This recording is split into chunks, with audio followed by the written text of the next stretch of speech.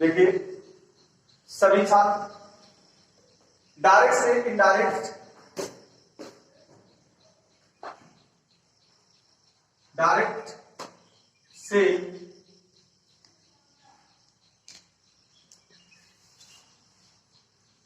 Indirect मैं 14 video load कर चुका हूं और ये 15वां वीडियो है, और जिसमें मैंने रिपोर्टेड स्पीच का, हमने रिपोर्टेड स्पीच में असर्टिव, इंट्रोगेटिव और इंपरेटिव, इन 3 सेंटेंस की पूरी जानकारी हमने दे दिया। हमने बताया था कि सेंटेंस 5 प्रकार के होते हैं और जिसमें असर्टिव, इंट्रोगेटिव, इंपरेटिव, ऑपरेटिव और एक्सक्लेमेटरी, यानी 5 प्रकार के सेंटेंस होते हैं, जिसमें हमने असर्टिव का पूरा नियम बता दिया है, इंट्रोगेटिव का पूरा नियम बता दिया है, इंपरेटिव का पूरा नियम बता दिया है। 4 वीडियो लगभग हमने इंपरेटिव का ही बनाया है और 2-3-4 वीडियो हमने बनाया है इंट्रोगेटिव का, और असर्टिव का भी हमने 4-5 वीडियो बनाया है। सभी लोग देख भी सकते हैं। चैनल का नाम है यशप्रीत इंग्लिश विद संजय वर्मा, उस पे जाकर के डायरेक्ट से इनडायरेक्ट के पूरे वीडियो आप देख सकते हैं।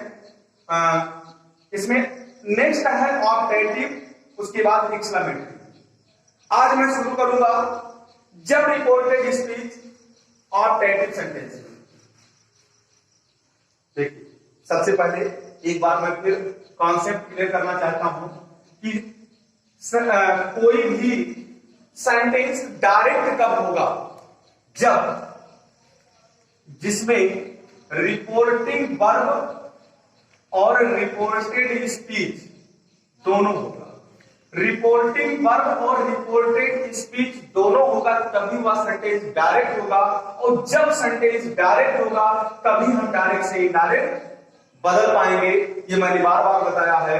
और जो डबल इन्वर्टेड कामा से बंद हो, डबल इन्वर्टेड कामा से बंद हो, वही रिपोर्टेड स्पीच, और जो डबल इन्वर्टेड कामा से बाहर हो वही रिपोर्टिंग वर्ब। अच्छा, तो रिपोर्टेड स्पीच जब असर्टिव सेंटेंस में हो उसका रूल पढ़ाया गया, इंट्रोगेटिव में हो उसका रूल पढ़ाया गया, इंपरेटिव में हो उसका भी रूल पढ़ाया गया। अब आज मैं पढ़ाऊंगा जब रिपोर्टेड स्पीच ऑप्टेटिव सेंटेंस। यहां तक तो सबको समझ में आया होगा, ठीक है।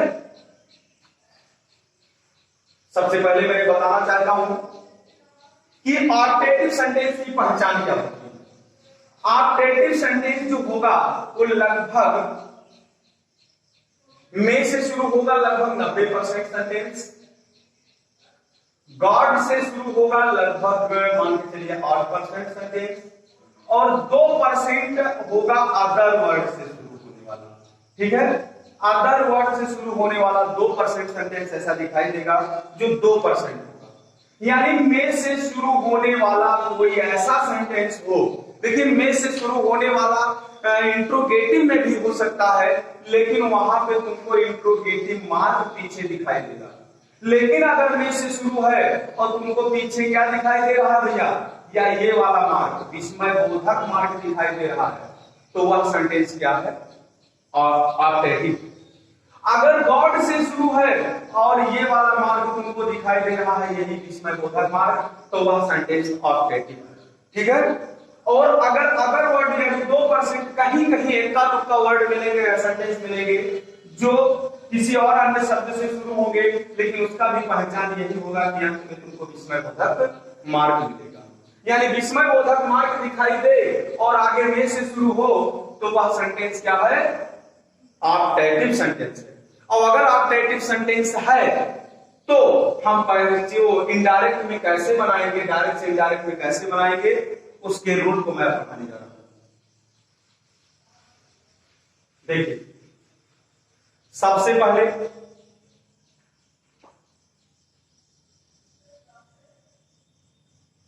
ध्यान दें सभी छात्र कि रिपोर्टिंग वर्ब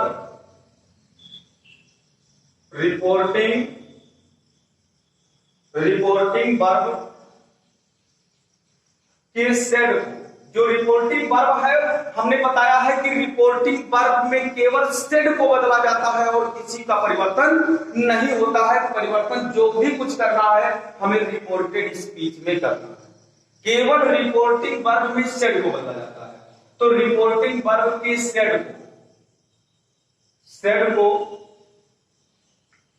भाव के अनुसार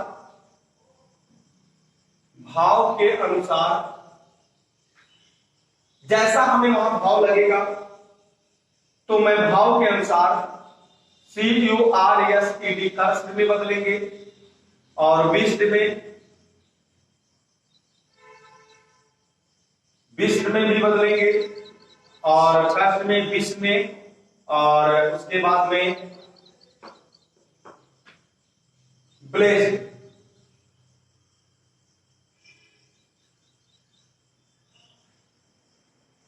BLESSED ब्लेस्ड, कर्स्ड में, विश्ड में, ब्लेस्ड में, ऐसे वर्ड में हम सेड को बदलेंगे।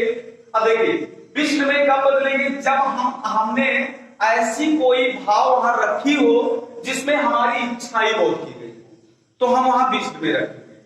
कर्स्ड की बात कब आएगी, जब उस रिपोर्टेड स्पीच में ऐसा कोई भाव निकल के आए कि वहां पे श्राप प्राप्त देने की बात आई हो और वहां पे मतलब जो है ऐसे कह दिया गया हो गो टू हेल यानी नरक में जाओ, ऐसे कुछ बात किया गया हो तो वहां श्राप देने की बात आई हो तो कर्स्ड में दिया जाएगा।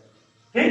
ब्लेस्ड की बात कब होगा, जब किसी को आशीर्वाद देने की बात आई हो, इच्छा प्रकट की गई हो, आशीर्वाद देने की बात की गई हो। तो यानी ये सेट को बदलने के लिए कर्स्ड, विश्ड और ब्लेस्ड। ठीक है। अच्छा, रिपोर्टिंग वर्ब के सेट को कर्स्ड, विश्ड और ब्लेस्ड में बदलेंगे। बी यहां पे BLE, सही है। हाँ, ये हो गया तुम्हारा रूल, रिपोर्टिंग वर्ब के सेट का बदला। और भैया दूसरा रूल क्या है इसका, कि जो डबल इन्वर्टेड कामा हटाने के लिए हमने बार बार बताया है कि असर्टिव सेंटेंस में दैट लगाया जाएगा, इंट्रोगेटिव में इफ या वेदर लगाया जाएगा, इंपरेटिव सेंटेंस में हमने बताया टू लगाया जाएगा। लेकिन ऑब्जेक्टिव सेंटेंस में भैया फिर वापस आ गया डबल इन्वर्टेड कामा को हटाने के लिए फिर मैं वही चीज क्या दैट लगाऊंगा। क्या लगाऊंगा, दैट लगाऊंगा।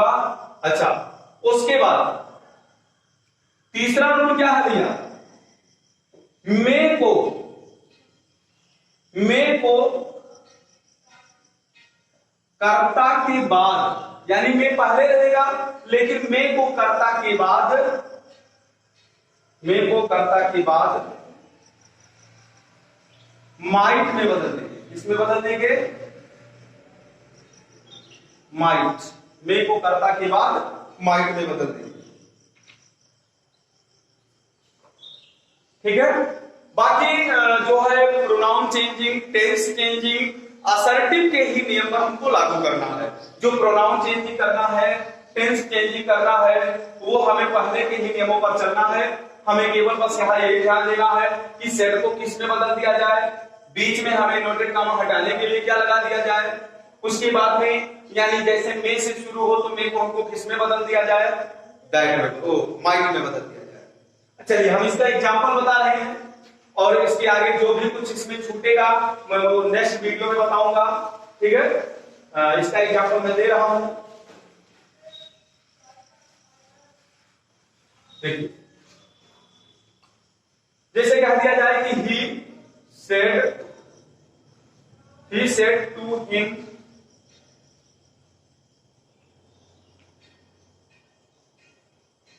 may you live long। ऐसे सेंटेंस सभी लोग देखे होंगे।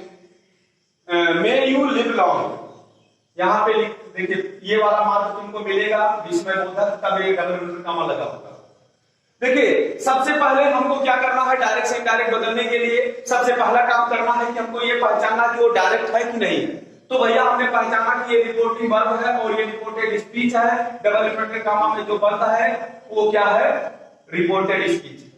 तो यानी ये पहचान तो मैंने क्लियर कर दिया कि भैया ये डायरेक्ट है अच्छा, अब डायरेक्ट पहचान हो गया, तो अब हमें देखना है कि रिपोर्टेड स्पीच किस सेंटेंस में है, तभी हम इनडायरेक्ट में बदल पाएंगे। तो अब रिपोर्टेड स्पीच को मैं देखा तो रिपोर्टेड स्पीच में आगे मेल लगा। अच्छा भैया, मेल लगा होगा, और अगर यहाँ पे ये वाला मार्ग होगा तब तो इंट्रोगेटिव भी हो सकता है, लेकिन यहां मेल आगे पा जाने से कंफर्म नहीं है कि वो क्या है, ऑप्टेटिव है। हमें यहाँ क्या देखना होगा, विस्मय बोधक मार्क देखना होगा। तो विस्मय बोधक मार्क भी मिल गया, तो भैया वो क्या है, ऑप्टेटिव सेंटेंस कंफर्म। अच्छा, अब जब ऑप्टेटिव क्लियर हो गया तो मैं इसे बनाना जब शुरू किया तो सेड को मैं कर्स्ड, ब्लेस्ड, विस्ड में से किसी एक में बदलूंगा। अच्छा, इसका भाव क्या कह रहा है, मे यू लिव लॉन्ग, यानी आपकी लंबी उम्र हो। इसका मतलब यहाँ पे इच्छा बोध किया गया है, कामना किया गया है, तो विस्ड का प्रयोग किया जाएगा, विस्ड का प्रयोग किया जाएगा। उसके बाद में हिम, ठीक, और दैट हमने बताया है, दोनों डबल इंटू कमा हटाने के लिए बीच में क्या प्रयोग करते हैं, यहाँ पे दैट प्रयोग करेंगे। दूसरे रूल में मैंने लिखा है, पहला हमने यहाँ विस्ड में बदला, यहाँ दैट हो गया। अच्छा, हमने बताया है तीसरे रूल में मे को माइट में बदल देंगे, लेकिन किसके बाद, कर्ता के बाद। कर्ता भैया यहाँ पे यू। अच्छा, अब यू को पहले लिखेंगे, लेकिन एक कंडीशन और आ गया कि भैया यू को चेंज करना पड़ेगा, यानी सेकंड पर्सन चेंज होता है। हमने पर्सन चेंजिंग लगभग दूसरे ही वीडियो में बता दिया था। देखिए, यू को चेंज करना होगा ऑब्जेक्ट के अनुसार।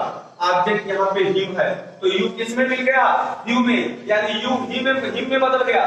लेकिन एक कंडीशन और है कि यहाँ यू कर्ता का रूप है, तो हिम को कर्ता का रूप यहाँ ही हो जाना, ठीक ही। अब मे को माइट में यहां लिख देना है, माइट, और लिव लॉन्ग पूरा लिख दीजिए। शायद समझ गए होंगे, he wished him that he might live long, ठीक है। और नहीं समझ में आया होगा तो